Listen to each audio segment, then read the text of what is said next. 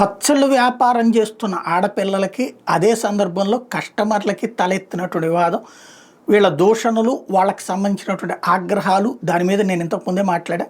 వాళ్ళు ఏదో వ్యాపారం చేసుకుంటున్నారు, ఆడపిల్లల్ని అనవసరమైనటువంటి మాటలు, వాళ్ళంతటగా వాళ్ళుగా ఫోన్లు చేసి ఎవరిని తిట్టరు కదా.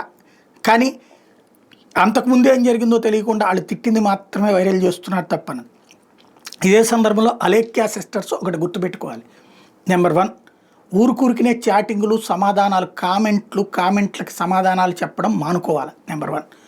నెంబర్ 2, రేటు మిగతా వాళ్ళు 1000 రూపాయలకి అమ్మేది వీళ్ళు 3000కి 2500కి ఎందుకు వెళ్తుందో ఒకసారి సమాధానం వాళ్ళ ఆ చాట్ లాగానో, లేకపోతే అంటే వాళ్ళు మాట్లాడుకుంటున్నట్టుగాను, లేదా సవివరంగా ప్రజలకు తెలియజేయాలి. ఎందుకంటే ఒకళ్ళు 1000 రూపాయలకు అమ్ముతున్న పచ్చడి వీళ్ళు 3500కి అమ్ముతున్నారంటూ ఇప్పుడు అదొకటి అవుతుంది. అట్లాగే ఈ వాయిస్ మెసేజ్లు పెట్టి వాళ్ళని వీళ్ళని తిట్టాల్సిన అవసరం. మిమ్మల్ని దూషించారా, బ్లాక్ చేసి పడేయండి. అట్ ద సేమ్ టైం అవసరమైతే పోలీస్ కంప్లైంట్ ఇవ్వండి. మిమ్మల్ని ఎట్టా దూషించారు రికార్డు చేయండి. అవతల వాళ్ళు మీరు మాట్లాడిన దాన్ని రికార్డు చేశారు, కానీ మిమ్మల్ని అవతల వాళ్ళు ఏం మాట్లాడారో ఎక్కడా తెలియలేదు జనాలకి.